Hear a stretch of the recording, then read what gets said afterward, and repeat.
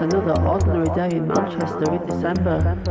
It had been a long day at the office, and I really needed to unwind, so I put on my best Mary Quant frock and Bible boots, and dressed in the height of 1960s fashion, I went out on the town.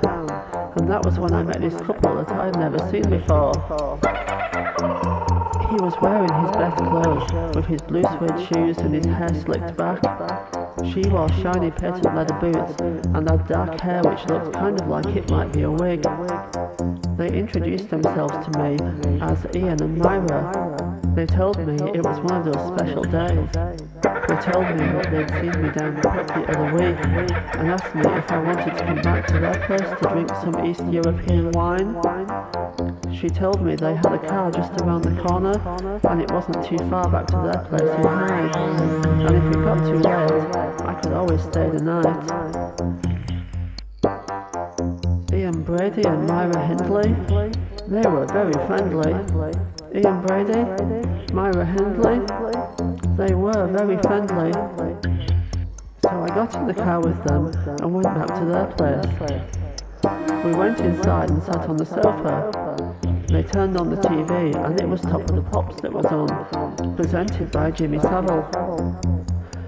Ian made us all a nice cup of tea, and we got into talking while we watched the show and listened to the hip and happening songs by Jonathan King and Rolf Harris. I said, "That Rolf is such a funny man," and Ian said, "I don't like him very much. I prefer the Who. Pete Townsend is so talented." We drank some East European wine as we loosened up. He started to get a bit touchy with me. I didn't really fancy him, but I thought Myra looked hot. It was those shiny patent leather boots that really did it for me. Ian Brady and Myra Hindley, they were very friendly. Ian Brady, Myra Hindley, they were very friendly. Myra went into the kitchen. She said she wanted to make some sandwiches for work tomorrow, and Ian Brady kept on getting touchier and putting his hands all over me. I asked him to stop, and he made an excuse and said he needed the toilet. Myra came back in and opened another bottle of East European wine. We drank some more, and I couldn't stop thinking about those shiny patent leather boots. I picked up the bottle of East European wine and looked at the label.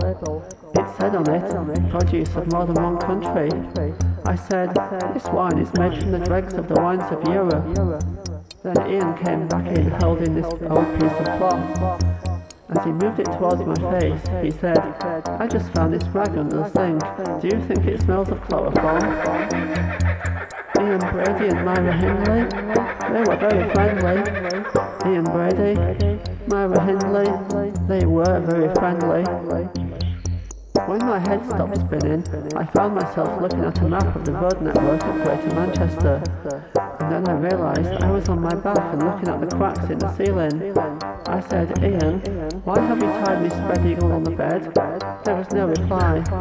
Then Myra walked in carrying a reel-to-reel tape recorder. I said, "Myra, what are you going to do with that tape recorder?"